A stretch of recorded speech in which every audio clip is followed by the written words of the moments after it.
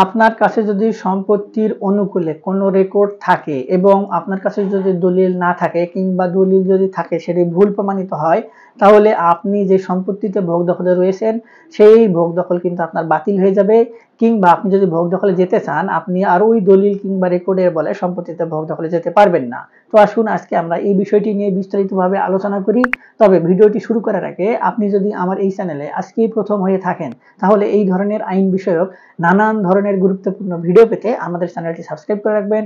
আর যদি নিয়মিত হয়ে থাকেন তাহলে লাইক, কমেন্ট এবং শেয়ার করে আমাদেরকে অনুপ্রেরণা দেবেন। সম্পত্তি ভোগ দখল করার জন্য লিগেল ডকুমেন্ট অত্যন্ত গুরুত্বপূর্ণ। কোনো ব্যক্তি যদি লিগেল কোনো ডকুমেন্ট ছাড়া কিংবা প্রমাণাদি ছাড়া কোনো সম্পত্তিতে ভোগ দখলে থাকে, তাহলে সেই ব্যক্তির ভোগ দখল কিন্তু অবৈধভাবে বিবেচিত হবে।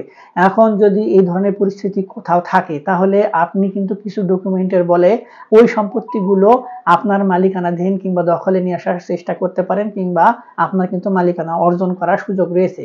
ঠিক একই কারণে আপনার কাছে যদি এই ধরনের কোনো ডকুমেন্ট সংবলিত জমি ভোগ দখলে থাকে, তাহলেও কিন্তু ওই অন্য একজন ব্যক্তি এসে আপনার ওই সম্পত্তিটি ভোগ দখল করার অধিকার রাখে, কিংবা আপনার কিন্তু দখল থেকে উচ্ছেদ করে তিনি লিগেল ভাবে দখলে যেতে পারে। এক্ষেত্রে আইনও তাকে কিন্তু লিগেল ভাবে সেই সম্পত্তি ভোগ দখল করার জন্য সহযোগিতা করবে। এখন আসুন আজকে আমরা দ্বিধাদ্বন্দ্বগুলো ভুলে এই ভিডিওতে দেখি আসলে কোন ডকুমেন্টগুলো এবং কি কারণে বা কোন গ্রাউন্ডের ফলে আপনার সম্পত্তি ভোগ দখলে থেকে আপনাকে উচ্ছেদ করার সুযোগ রয়েছে। তো সর্বপ্রথম যদি আমরা আলোচনা করি, তাহলে আলোচনা করতে হবে, ধরুন আপনার কাছে একটি রেকর্ডীয় খতিয়ান রয়েছে এবং সেই রেকর্ডীয় খতিয়ানের বলে আপনি সম্পত্তিটি ভোগ দখল করছেন। এখন দেখা যাচ্ছে যে কোনো একজন ব্যক্তি এসে দেখছেন যে আপনার সম্পত্তিটি রেকর্ডীয় খতিয়ানের বলে আপনি সম্পত্তিটি ভোগ দখল করছেন, কিন্তু ওই রেকর্ডীয় খতিয়ানটি হতে পারে আপনার পূর্বপুরুষের, অর্থাৎ আপনার পিতার, মাতার কিংবা দাদার। এখন আপনি ওই রেকর্ডীয় খতিয়ানে যখন সম্পত্তিটি ভোগ দখল করছেন, তখন ওই ব্যক্তি এসে দেখাচ্ছে যে দেখুন আপনার রেকর্ডীয় খতিয়ানে যে ব্যক্তির নাম উল্লেখ রয়েছে ওই ব্যক্তি আমাদের কাছে এই যে একটি দলিল দিয়েছেন এবং এই দলিলটি তিনি আমাদেরকে হয়তো ক্রয় সূত্রে কিংবা আপনার হেবা সূত্রে কিংবা দানপত্র সূত্রে করে দিয়েছেন, কিংবা আপনার কোনো আর্থিক প্রতিষ্ঠান কিংবা কোনো সামাজিক প্রতিষ্ঠান, ধর্মীয় প্রতিষ্ঠানে তিনি ওটি ওয়াকফ করে দিয়েছেন, কিন্তু কোনো কারণে ওই সকল ব্যক্তি পরবর্তীতে সম্পত্তিটি ভোগ দখলে যেতে পারেন নাই। আপনারা পরবর্তীতে ওই সম্পত্তি যে কোনো একটি সূত্রে পেয়েছেন, কিন্তু এখন এসে ওই দলিলের বলে যদি ওই সকল ব্যক্তি সম্পত্তিটির মালিকানা দাবি করে, তাহলে কিন্তু আপনাকে সম্পত্তি ছেড়ে দিতে হবে, আপনি কিন্তু সম্পত্তি ভোগ দখলে রাখতে পারবেন না। এক্ষেত্রে আপনার রেকর্ডীয় খতিয়ানের থেকে ওই হস্তান্তরযোগ্য দলিল সেটি যদি আপনার আসল এবং রিয়েল আইনগতভাবে বৈধতা পেয়ে থাকে, তাহলে ওই দলিলের বলে আপনার যত ডকুমেন্টই থাকুক না কেন, শুধুমাত্র ওই একটি দলিলের বলে আপনার সম্পত্তি পরবর্তীতে ভোগ দখল ছেড়ে দিতে হবে। এবং এক্ষেত্রে আইনও কিন্তু ওই ব্যক্তিকে সহযোগিতা করবে ওই সব দলিলের বলে সম্পত্তিটি ভোগ দখল করার ক্ষেত্রে। তবে এজন্য আপনাকে সর্বপ্রথমেই আগেই সম্পত্তি ছেড়ে দেওয়ার কোনো দরকার নেই।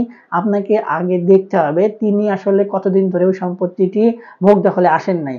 এখন এই ক্ষেত্রে তামাদি আইনে 145 ধারা অনুযায়ী আপনার বলা হচ্ছে যে কোনো ব্যক্তি যদি দীর্ঘ 12 বছরের অধিক নিরবিচ্ছিন্নভাবে কোনো সম্পত্তি ভোগ দখল করে, ওই ব্যক্তি যদি ওই সম্পত্তির মালিকও না হয়, কোনো দলিলও তার কাছে না থাকে, তাহলে তিনি আপনার দখল সূত্রে ওই সম্পত্তির মালিকানা কিন্তু লাভ করার সুযোগ রয়েছে। এক্ষেত্রে ওই ব্যক্তি যদি দলিল নিয়ে আদালতে মোকদ্দমা দায়ের করে, তাহলে তার দলিল যদি ঠিকও থাকে এবং আপনি যদি অবৈধ দখলদারও হন, তাহলেও তাকে সর্বপ্রথম প্রমাণ করতে হবে যে তিনি আপনাকে ওই সম্পত্তিটি ভোগ দখল করতে 12 বছরে কোনোভাবেই নিরবিচ্ছিন্নভাবে ভোগ দখল করার সুযোগ দেন নাই। আপনাকে বারবার বলেছিলেন সম্পত্তিটি ছেড়ে দেওয়ার কথা, কিন্তু আপনি ছেড়ে দেন নাই। এই বিষয়টি কিন্তু তাকে প্রমাণ করতে হবে। তারপরে ওই সম্পত্তির অনুকূলে যে দলিল রয়েছে ওই দলিলের বলে তিনি সম্পত্তি ভোগ দখলে যেতে পারবেন। কিংবা আপনি আরেকটি পদক্ষেপ নিতে পারেন, সেটি হচ্ছে তার দলিলটি নিয়ে পরবর্তীতে আপনি আপনার সাব রেজিস্ট্রি অফিস কিংবা রেজিস্ট্রি অফিসে গিয়ে খোঁজ খবর করে দেখতে পারেন যে দলিলটি তিনি আপনাকে এসে শো করছেন সেই দলিলটি আসলে তিনি যেভাবে বলছেন ওইভাবে রয়েছে কিনা, অর্থাৎ বালাম বইয়ে ওই দাগ নম্বর অনুযায়ী কিংবা ওই দলিলে উল্লেখিত সিরিয়াল নাম্বার, সাল অনুযায়ী সেই বালাম বইয়ে উল্লেখ করা রয়েছে কিনা, এবং আপনার ওই যার কাছ থেকে তিনি সম্পত্তিটি নিয়েছেন তার স্বাক্ষর ঠিকঠাক রয়েছে কিনা, কিংবা দলিলে কোনো করণিক ভুল রয়েছে কিনা, এই সকল বিষয়ে আগে যাচাই বাছাই করে তারপরে আপনি কিন্তু ওই সকল ডকুমেন্টের বলে তাকে সম্পত্তি ছেড়ে দিতে হবে। যদি ঠিকঠাক থাকে তবেই, আর যদি কোনো ধরনের কোনো ত্রুটি থাকে তাহলে আপনার সম্পত্তি কিন্তু ছেড়ে দিতে হবে না। আরেকটি একটি বিষয় আসে হচ্ছে সেটি নতুন ভূমি আইনে খসড়াতে যেটি বলা হচ্ছে কিংবা ভূমি অপরাধ প্রতিরোধ এবং প্রতিকার আইন 2023 অনুযায়ী যেটা বলা হচ্ছে ওয়ারিশান সম্পত্তির ক্ষেত্রে কিছু কঠোর নির্দেশনা এসেছে। অর্থাৎ আগে আমরা যেটা দেখেছি ওয়ারিশানরা তাদের মুখে মুখে ভাগ বাটোয়ারা বন্টন করে তারপরে সেই দাগে তারা সম্পত্তি ভোগ দখলে থেকে পরবর্তীতে সেই সকল সম্পত্তির অনুকূলে তারা নিজেদের নামে নামজারি করে ভোগ দখল করে আসছিলেন কিংবা ওই নামজারির বলে এবং ওয়ারিশান সার্টিফিকেটের বলে তারা পরবর্তীতে সম্পত্তিগুলো হয়তো বিক্রিও করে দিচ্ছিলেন। কিন্তু এই পদ্ধতিটার কারণে যে সকল ব্যক্তি সম্পত্তি পরবর্তীতে ক্রয় করবেন তারা কিন্তু সম্পত্তির ভোগ দখল হারাবেন। এখন যারা ওয়ারিশান সূত্রে সম্পত্তিগুলো পেয়েছেন তাদের সূত্র একটাই কি, তারা ওয়ারিশান সার্টিফিকেট রয়েছে কিংবা ওই যার কাছ থেকে তারা সম্পত্তি পেয়েছেন অর্থাৎ তাদের উত্তরসূরি কিংবা তাদের পিতামাতা কিংবা দাদা যার কাছ থেকে তারা ওয়ারিশান সম্পত্তি পান না কেন তাদের নামে ধরুন রেকর্ডীয় খতিয়ান রয়েছে।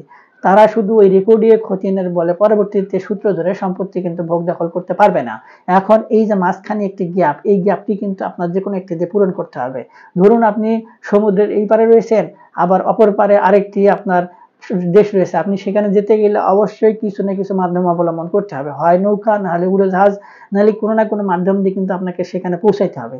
আপনি লাভ দিয়ে ওই পারে যাওয়ার কিন্তু কোনো সুযোগ নেই কিংবা ভেনিস ওই পাশে যাওয়ার কোনো সুযোগ নেই। এখন আপনি যার কাছ থেকে সম্পত্তিটি পেয়েছেন অর্থাৎ আপনার উত্তরাধিকারী যাদের কাছ থেকে আপনি ওয়ারিশান সূত্রে সম্পত্তি পেয়েছেন অর্থাৎ আপনার পিতা মাতা কিংবা আপনার দাদা তাদের নামে যে রেকর্ড রয়েছে সেই রেকর্ডের বলে আপনি সম্পত্তি পাবেন, কিন্তু আপনাকে কি করতে হবে, তাদের নিজেদের ওয়ারিশান সম্পত্তিগুলো নিজেরা ওয়ারিশদের মধ্যে ওয়ারিশান বন্টন দলিল তৈরি করতে হবে এবং তারপরে সেই দলিলটি সাব রেজিস্ট্রি অফিসে গিয়ে রেজিস্ট্রেশন করতে হবে। তারপরে আপনারা সেই রেজিস্ট্রি অফিস থেকে যে দলিল পাবেন সেই দলিলের বলে সম্পত্তি ভোগ দখল করতে পারবেন। এক্ষেত্রে তার পরবর্তীতে যে সকল পদক্ষেপ নামজারি রেকর্ড খতিয়ানে নিজেদের নাম অন্তর্ভুক্ত সেটি করে তারপরে সম্পত্তিগুলো আপনাদের নামে আপনারা ভোগ দখল করতে পারবেন কিংবা পরবর্তী পদক্ষেপ গ্রহণ করতে পারবেন। আদারওয়াইজ ওই সকল সম্পত্তিতে যদি আপনাদের ওয়ারিশান বন্টন দলিল না থাকে, শুধুমাত্র ওই যে আপনার পূর্বপুরুষের নামে রেকর্ড খতিয়ান কিংবা আপনাদের নামে পরবর্তী রেকর্ড খতিয়ান সংশোধন করেছেন, এই রেকর্ড খতিয়ানের বলে আপনাদের কাছে যদি কোনো ওয়ারিশান বন্টন দলিল না থাকে তাহলে আপনাদের দখল কিন্তু ছেড়ে দিতে বাধ্য হতে পারে কিংবা কোনো ব্যক্তি যদি সম্পত্তি শুধুমাত্র ওই সকল ব্যক্তির কাছ থেকে রেকর্ড খতিয়ান দেখে ক্রয় করেন পরবর্তীতে আপনাদের কিন্তু ওই সকল সম্পত্তি বাতিল হতে পারে কিংবা আপনাদের দখল পুনরায় ওই সকল ওয়ারিশদের কাছে ফেরত যেতে পারে। আর যদি সরকার দেখে এই ধরনের কোনো অসঙ্গতি রয়েছে, আপনার কাছে লিগ্যাল হস্তান্তরযোগ্য কোনো দলিল নেই কিংবা ওই যে সকল ব্যক্তির কাছ থেকে আপনাদের সম্পত্তি ক্রয় করেছেন তাদেরই আসলে লিগ্যাল হস্তান্তরযোগ্য কোনো দলিল নেই, শুধুমাত্র নামজারি কিংবা ওয়ারিশান সার্টিফিকেট দিয়ে আপনাদের কাছে সম্পত্তি বিক্রয় করেছে কিংবা আপনারা ওই সকল সম্বলিত সম্পত্তি আপনারা ভোগ দখল করছেন, তাহলে আপনাদের কিন্তু ওই সকল সম্পত্তি ছেড়ে দিতে হবে, আপনাদের দখল কিন্তু বাতিল হয়ে যাবে। আর যদি আপনারা জবরদখল করে রাখেন সেই ক্ষেত্রে আপনারা অবৈধ দখলদার হিসেবে কিন্তু বিবেচিত হবেন।